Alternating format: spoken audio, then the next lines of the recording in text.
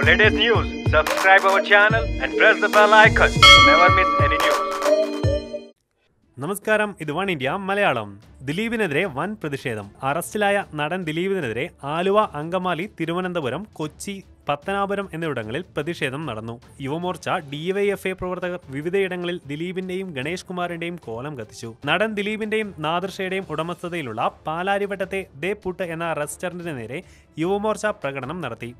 കോഴിക്കോട് ദിലീപിന്റെയും നാദിർഷയുടെയും ഉടമസ്ഥയിലുള്ള ദേ puttu restaurant ആക്രമിക്കപ്പെടാനുള്ള സാധ്യത കണക്കിലെടുത്ത് police പൂട്ടിച്ചു.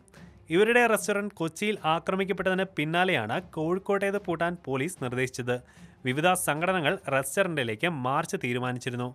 റെസ്റ്റോറന്റിന് police കാവൽ ഏർപ്പെടുത്തി.